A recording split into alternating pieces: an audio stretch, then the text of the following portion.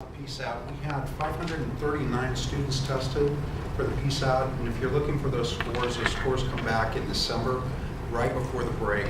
So if you talk to your student right before the break and ask them for the PSAT scores, they say, I don't know anything about them. What you're going to see is we'll make announcements that the PSATs are in. We will have all the PSAT scores and booklets in their English classrooms in December, and they will be distributed in their English classrooms. So if they come home and say, I don't know what's going on, check their backpack. It's probably in there somewhere. If you don't see it in December and you come back in January and you'd like to see that, most likely either they were out of their English classroom and didn't pick it up. So it's in the counseling office. They just need to stop in. We'll hang on to it for them, but they do need to stop in and pick it up. So that happens in December, usually the week right before the break. So it's bang, here it is. We had senior sessions. So the juniors and sophomores were testing, the freshmen were doing their thing, and the seniors were up in the library or down in D-Wing doing stuff like their applications, their college applications. What we found last year was a senior session where students come in and they work on their any Oregon State school application. I had students working on Northern Arizona, South Carolina, all kinds of applications going on up in the library yesterday. So they were working on those. They were also working on their essays. So we had English people out circulating in the library working with students on their essays. It could have been their common application essay. It could have been their insight resume for OSU, U of O essay, writing supplemental essays for the common application, all kinds of cool stuff that they could have been working on. And so we got all kinds of good feedback from that. They had 4 hours where they could choose to work on their apps for 2 hours, go down to an ACT presentation down in D-Wing and prepare for their ACT, which, by the way, the next test is on the 26th of October here at Lakeridge. So if you haven't signed up for that, it's late. And stand by. I don't know if you've looked at the sign up for these things now, but you have to upload a picture, right? Security is a big issue, so stand by is pretty much a thing of the past. So you really have to be timely when you're signing up for SAT and ACT exams these days. College Board, actstudent.org, you want to make sure that you bookmark those so that you can look up the test dates. They're always listed there. They even project a list of test dates for next year. I think I said it last time, if you're thinking about what your kids do and what you do and setting up those times and when you have a Saturday free and when they have a Saturday free to get these tests done, is an exercise in futility a lot of the times because you can't find a date that's open that matches their test dates, and they are inflexible. So the more you know about those test dates, the better off for you. Seniors, we are seeing seniors like crazy for obvious reasons. November 1st is the first major application due date. So if you come by the counseling office and you stick your nose in, you're probably going to see one of us, two of us, or all three of us sitting with a senior talking to them about their letters of recommendation. We'll probably write between us 150 to 165 letters this winter and fall. So it takes a lot of time. And I just want to let you know that we enjoy that process. We're a little bit tired right now because I've written 22 letters in the past 10 days. So it's a lot, but we interview each and every student. So we not only have you and your students fill out information, but we sit down and we comprehensively review what they've written so that we know as much as we can know about our students before we sit down and write that letter. What we know from the colleges is that the teacher and the counselor letters are read and they are pertinent to that application, especially if a student is on the bubble. And if we can say something that's going to help that student through that process, we definitely want to do that. So it's a time-intensive process. If you've emailed your counselor, your student's counselor, or you've tried to call, it can be a little slower for us this fall to get back to you because we're meeting so often with seniors. It's really difficult to get through everybody by that November 1st application due date. So the other thing I'd like to say about that, we're a comprehensive counseling program. So as we're doing all of this, we're dealing with things that Catherine's going to talk about. The stressors that occur in this building, they're significant. They're significant for all teams. But because we are a comprehensive program, we're addressing those issues. We spent yesterday a portion of our time talking to people who deal specifically with therapeutic session opportunities for teens who are dealing with anxiety, oppositional defiant disorder, depression, those kind of issues. So we're involved in those pieces as well, and just not the counseling piece that's going along. I mean, it seems like it's all just moving along pretty smoothly, but for some folks it's not moving as smoothly as we would like it to move. So we're trying to get through all of those pieces as we go through the fall, the November 1st, November 15th, December 1st, December 15th deadline, before we hit that January 1st deadline when nobody's here. So all of those pieces are going on in the counseling department.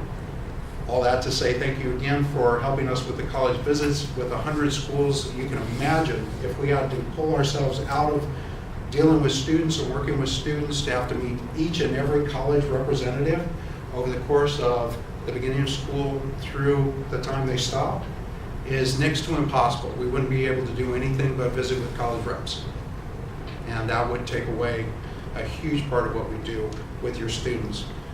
GPAs, everybody's concerned about GPAs. We're concerned about GPAs. The GPAs have been calculated. So your students now have on their transcripts a weighted GPA and an unweighted GPA. So those are available to your students. If they're curious as to what their weighted GPA is, they can come in the counseling office and we can let them know what that is. They don't actually have to have another printout of their transcript. So to save paper, if you know a senior parent or you are a senior parent and you'd like that physical thing, please just ask us for a GPA. We can give you both GPAs, that's not a problem. We can email it to you. We can email you a transcript.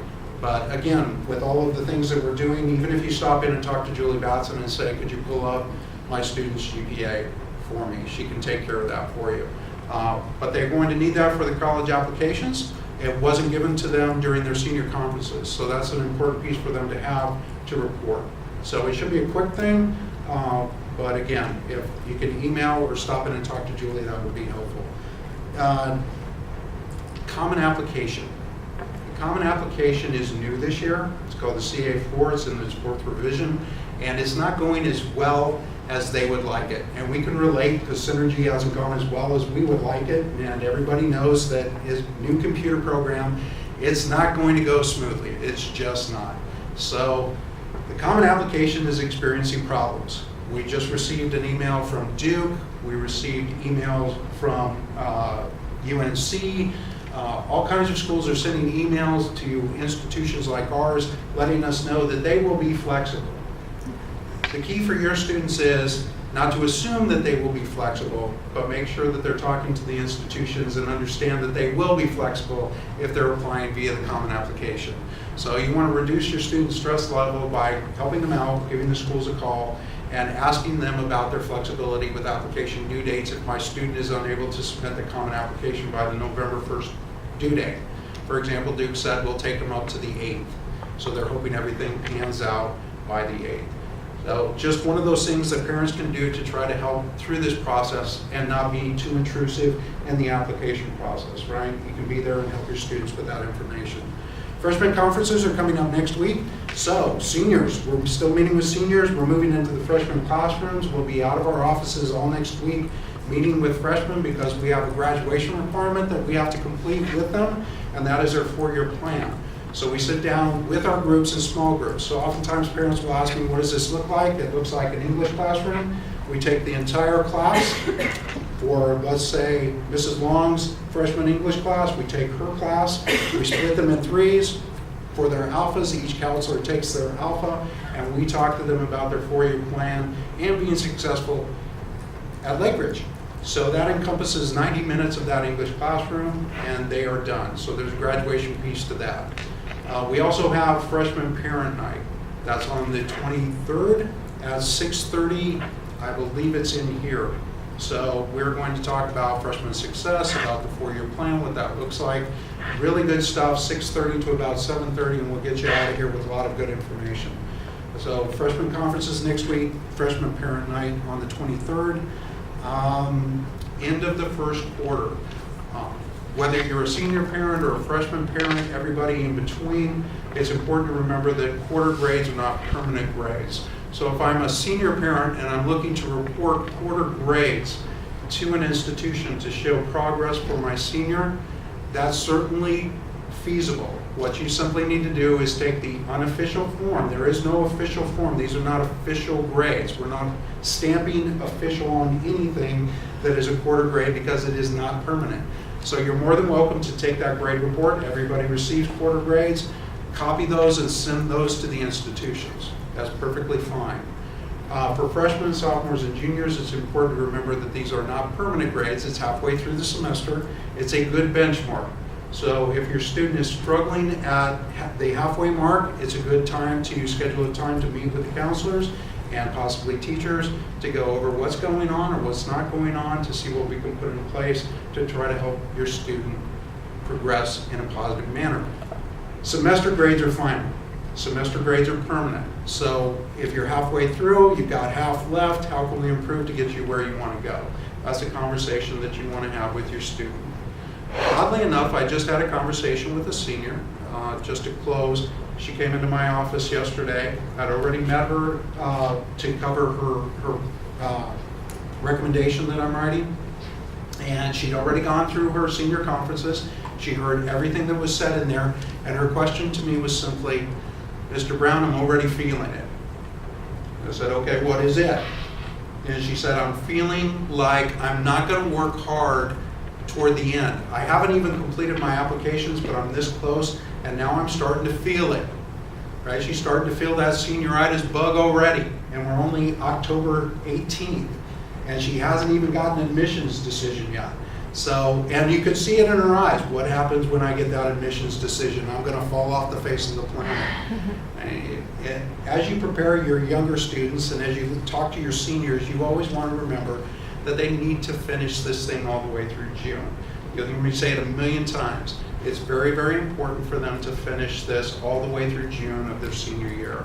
So you can help them out. You can try your best to keep them focused, encourage them to keep working hard. It's okay. That's why we always talk about reasonable loads.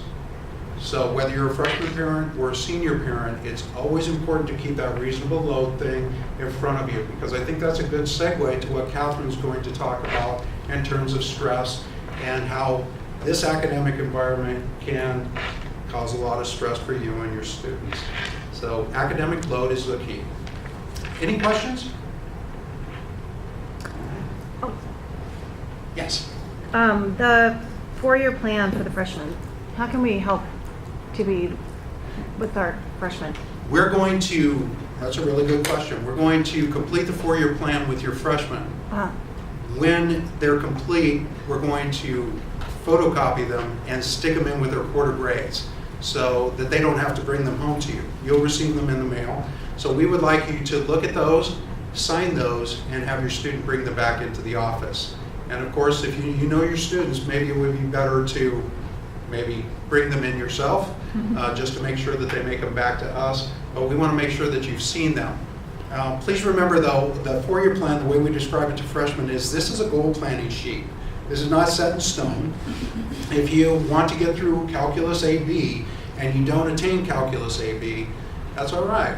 Right? This is just goal setting. We don't know what's going to happen 3 years down the road. So what we do want to make sure of is, number one, you graduate.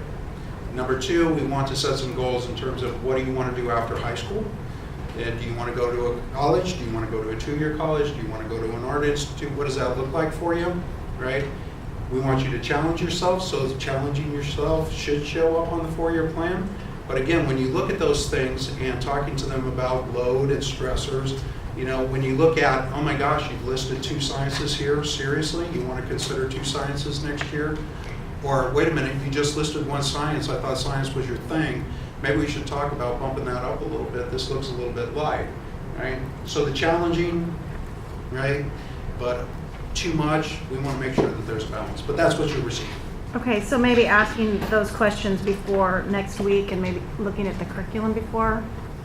We're going to go through the whole thing with them. So, yeah.